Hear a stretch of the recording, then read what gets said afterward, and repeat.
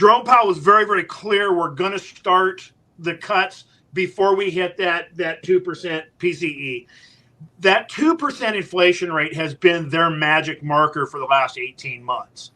And what the biggest fear in the market is that they weren't going to start cutting until we got there. And then it's kind of like a train running into a wall. Well, Powell's finally backed off of that and said, we're going to soft land into that 2% marker.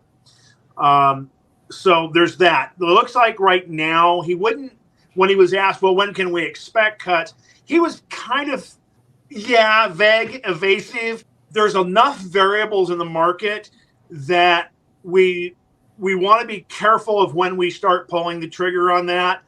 But it would probably be somewhere near the first part of the spring.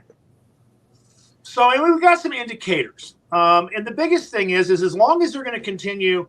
So remember that Fed rate does not directly affect mortgage rates. What that Fed rate affects is credit card rates, car loans.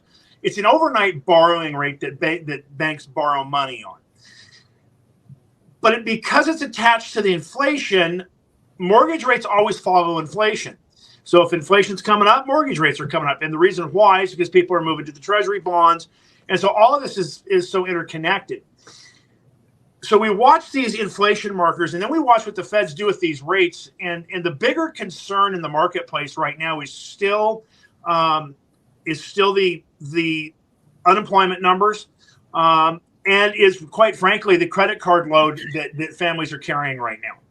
And so those are some fairly sizable variables. What they don't want to do is they don't want to run headlong back into quantitative easing. So we won't see those 3% rates. Again, those were artificially suppressed. Will we get down into the low sixes just by normal market movement?